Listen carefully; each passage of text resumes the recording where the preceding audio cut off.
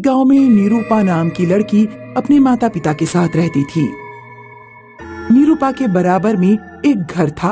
निरूपा ने बचपन से लेकर आज तक उस घर में ताला ही पड़ा देखा था। माँ, ये घर हमेशा खाली क्यों रहता है? क्या मेरे जन्म से पहले यहाँ कोई नहीं रहता था?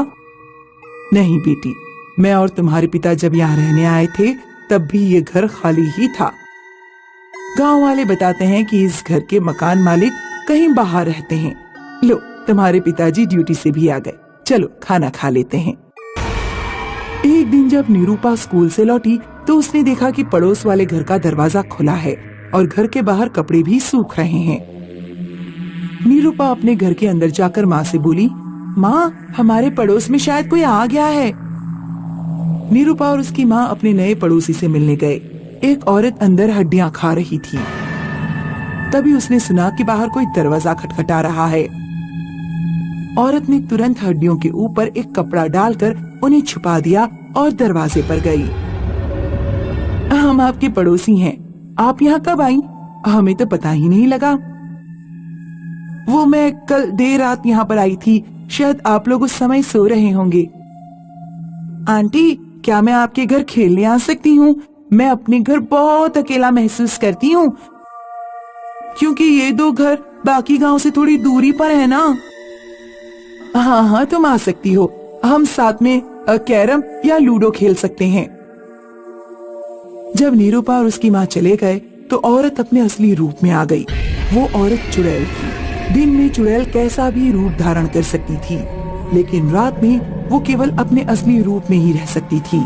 चुड़ैल की एक और कमजोरी थी, अगर उसे कोई गुस्सा दिलाता वो अपने असली रूप में आ जाती थी। निरूपा रोजाना स्कूल से लौटकर पड़ोस वाली औरत के घर में जाती। आपका नाम क्या है आंटी? मेरा नाम मेरा नाम हाका है। हाका? ये कैसा नाम है? वो मैं बचपन में बकरियां हाका करती थी, तो मुझे बकरियां हाकना बहुत पसंद था, इसलिए लोगों ने मेरा नाम हाका रख दिया। हाका आंटी, मुझे प्यास लगी है, क्या आप मुझे एक गिलास पानी ला कर देंगी? प्यास तो मुझे भी लग रही है, मन कर रहा है तेरा खून पी जाऊं। आंटी, आप कहाँ खो गई? हाँ हाँ बेटा, मैं अभी पानी ला कर देती हूँ। क्या मैं इस लड़की की नौकर हूँ जो इसके लिए पानी निकाल कर जाऊं? इसके बाल नोच कर खा जाऊंगी मैं। नहीं नहीं, अभी मुझे खुद पर नियंत्रण रखना होगा। अगर पहले मैं इस लड़की को मारकर खा जाऊंगी तो इसके माँ बाप मुझे ढूंढेंगे और मैं खतरे में पड़ सकती हूँ। मैं पहले इसके माँ बाप को मारूंगी, फिर इस लड़की को मारने में मुझे कोई कठिनाई नहीं होगी। चुड़ैल निरूपा के पास पानी लेकर पहुँचती है और उससे पूछती है, निरूपा, तुम्हारे पिताजी रात में किस समय घर पर आते हैं? पिताजी 9 बजे तक आते हैं। 9 बजे? इसकी माँ का 8 बजे काम तमाम कर दूंगी और इसके पिता का 9 बजे, फिर इसका 9:30 बजे पर। निरूपा, आज मैं दूध से खोया बनाऊंगी, क्या तुम मेरी मदद करोगी? हाँ आंटी, मुझे खोया बनाना बहुत पसंद है। ठीक है, आज तुम घर पर मत जाना, मेरे घर पर ही रुक जाना।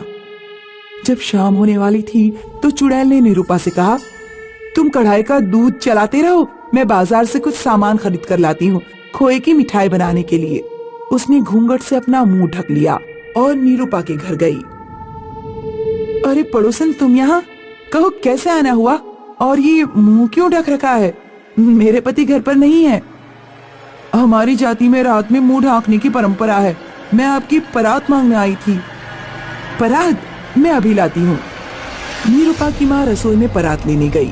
तभी चुड़ैल चुपके से उसके पीछे गई और उसने निरूपा की माँ का गला दबाना शुरू कर दिया। निरूपा की माँ कुछ देर छटपटाई, लेकिन फिर शांत हो गई। चुड़ैल ने निरूपा की माँ को एक ताबूत में डाला और ताबूत को अपने घर के पिछवाड़े में रख दिया। कल आराम से इसका खून पी लूंगी। अब लड़की के पिता की बारी। चुड़ैल दुल्हन के कपड़े पहनती है, पूरा मुंह ढक लेती है और खूब सारा परफ्यूम लगाकर बैठ जाती है। कुछ देर बाद निरूपा के पिता घर पर आते हैं। वे चुड़ैल को निरूपा की माँ समझते हैं। अरे निरूपा की माँ, आज ऐसे दुल्हन बनकर क्यों बैठी हो? बड़ी अच्छी खुशबू आ रही है। नीरूपा आज घर पर नहीं आएगी, पड़ोस वाली आंटी के घर रुकेगी, तो मैंने सोचा क्यों ना आज तुम्हारा दुल्हन की तरह स्वागत करूं। बहुत अच्छा सोचा तुमने। मैं हाथ मुंह धोकर अभी तुम्हारे पास आता हूँ। उधर नीरूपा की माँ को ताबूत के अंदर होश आ गया। वो ताबूत से बाहर निकलकर दौड़ती हुई चुड़ैल के घर गई। मेरी बच्ची, अच्छा हुआ तुम सुरक्षित हो। मुझे तो लगा कि उस चुड़ैल ने तुम्हें मार डाला। कौन चुड़ैल माँ? जो औरत यहाँ रहने आई है वो एक चुड़ैल है। उसने मेरा गला दबाकर मुझे मारने की कोशिश की। उसका अगला निशाना तुम्हारे पिताजी होंगे। नीरूपा की माँ मंदिर जाती है और शेरावाली माँ के हाथ से पवित्र त्रिशूल ले आती है। फिर नीरूपा और नीरूपा की माँ अपने घर के अंदर पहुँचते हैं। चुड़ैल नीरूपा के पिता का गला दबा रही थी, तभी नीरूपा की माँ ने पीछे से चुड़ैल को पवित्र त्रिशूल भोंक दिया और चुड़ैल मर गई। एक बार की बात है, एक गांव में बंटी नाम का किसान अपनी पत्नी पुष्पा के साथ रहता था। आ गए खेत से? आज तो आपके कपड़े बहुत गंदे लग रहे हैं। हाँ, आज खेत में बहुत काम था। अब जल्दी से खाना लगा दो, बहुत तेज नींद आ रही है। रात में जब बंटी और पुष्पा सो रहे थे तो अचानक उन्हें किसी के दरवाजा खटखटाने की आवाज सुनाई दी। बाहर कोई गाना गा रहा था। अभी जिंदा हूँ तो जी लेने दो, भरी बारिश में पी लेने दो, शराब दो, दरवाजा खोलो, शराब दो। पुष्पा, आज क्या तुमने दरवाजा खुला छोड़ दिया? लगता है गांव में फिर वही देवदास चुड़ैल आई है। जल्दी जाओ, दरवाजा बंद करके आओ। पुष्पा उठकर दरवाजा चेक करने जाती है, लेकिन दरवाजा पहले ही बंद था। पुष्पा दरवाजे पर कान लगाकर सुनती है। पड़ोसी के घर से चुड़ैल की भयानक आवाज आ रही थी। लगता है पड़ोसी ने अपना दरवाजा खुला छोड़ दिया था। चुड़ैल उन्हीं के घर में घुस गई है। मुझे तो समझ नहीं आता कि हम चुड़ैल की समस्या से कब मुक्त हो पाएंगे। सरपंच जी कुछ करते ही नहीं। तभी अचानक चुड़ैल बंटी के घर का ही दरवाजा खटखटाने लगती है। दरवाजा खोल, शराब दे।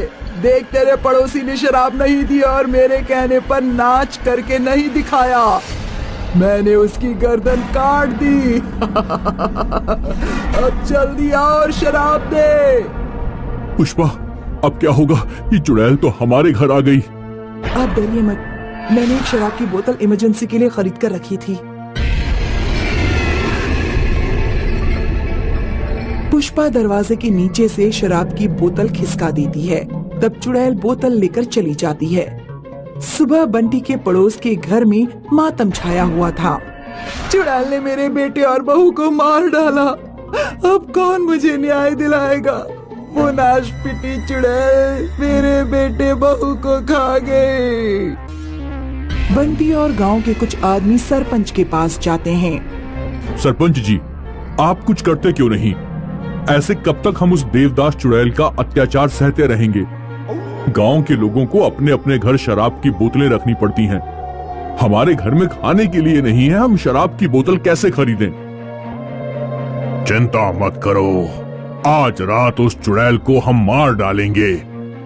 सब लोग रात में 12 बजे अपनी अपनी मशालें जलाकर चौपाल पर इकट्ठा हो जाना।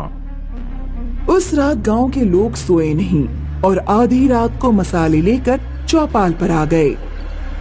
जय हनुमान ज्ञान गुण सागर, जय हनुमान ज्ञान गुण सागर, मेरी रक्षा करना। अभी तो भूतनी आई भी नहीं, अभी से तुम्हारी पतलून गीली होती जा रही है।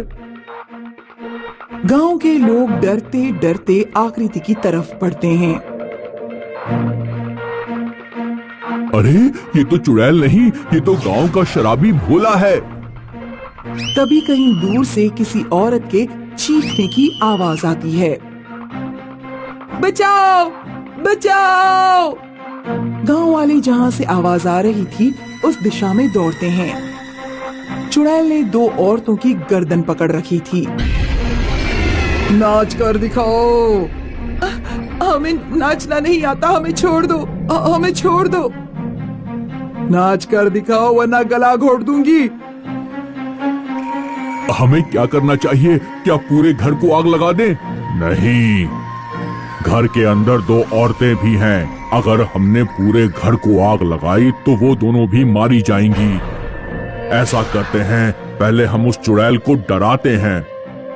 सुनो चुड़ैल, यहाँ से चली जाओ, वरना हम घर में आग लगा देंगे और तुम जलकर राख हो जाओगी।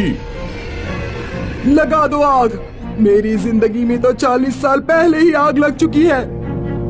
ऐसा कहकर चुड़ैल उन औरतों को छोड़कर गायब हो जाती है। काका, 40 साल पहले इस गांव में जो घटनाएं हुई हैं, हमें उनके बारे में पता करना चाहिए। शायद उस चुड़ैल के बारे में कुछ पता लग जाए। हमारे गांव में कोई इतना बुजुर्ग आदमी नहीं है जो 40 साल पहले हुई घटनाओं की जानकारी दे सके।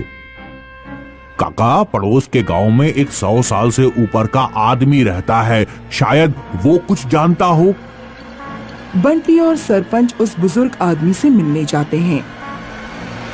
वो बुजुर्ग आदमी को देवदास चुड़ैल के बारे में सारी बात बताते हैं। देवदास चुड़ैल, हाँ, मुझे याद आया। 40 साल पहले की बात है। गांव में श्यामदास नाम का एक बहुत अमीर जमींदार रहता था। उसकी बेटी एक नीची जाति के लड़के से प्यार करती थी। जब जमींदार को ये बात पता लगी तो उस जमींदार ने लड़के को मरवा दिया, क्योंकि अगर जमींदार की लड़की नीची जाति के लड़के से शादी कर लेती तो जमींदार की नाक कट जाती। लड़के के मरने के बाद वो लड़की शराबी बन गई, गली गली भटकने लगी और फिर कहीं गायब हो गई। किसी को नहीं पता वो कहाँ गई। जमींदार भी गांव छोड़कर चला गया। मुझे लगता है ये उसी लड़की की आत्मा है जो चुड़ैल बनकर तुम लोगों को परेशान कर रही है। वो चुड़ैल प्रेम की भूखी है, उससे प्यार से बात करो। काका, आज रात मैं अकेले ही चुड़ैल से बात करूंगा। हालांकि मुझे डर लग रहा है, लेकिन फिर भी मैं ये काम करूंगा। बंटी उस रात अकेला ही चौपाल पर बैठा रहा। फिर चुड़ैल उसके पास आई। मैं तुमसे नहीं डरता, मुझे तुम्हारे बारे में सब कुछ पता लग गया है। तुम्हारे साथ जो कुछ भी हुआ उसका मुझे बहुत अफसोस है, लेकिन उसके लिए हम गांव वालों को परेशान मत करो। गांव में कोई भी लड़का या लड़की किसी से भी प्रेम करेगा तो हम उनकी शादी कराएंगे। हम अपने गांव में जाति भेद भी नहीं रहने देंगे। अगर दो लोग आपस में प्रेम करते होंगे तो उनकी जाति देखे बिना उनकी शादी कराई जाएगी। काश 40 साल पहले भी लोग इतने ही समझदार होते तो मुझे चुड़ैल बनकर इस तरफ भटकना नहीं पड़ता। तुम एक अच्छे इंसान लगते हो। मैं तुम पर भरोसा करके इस गांव से जा रही हूँ। ध्यान रखना, जैसी मेरी हालत हुई है वैसी किसी और की ना हो। ऐसा कहकर चुड़ैल गांव से हमेशा के लिए गायब हो जाती है।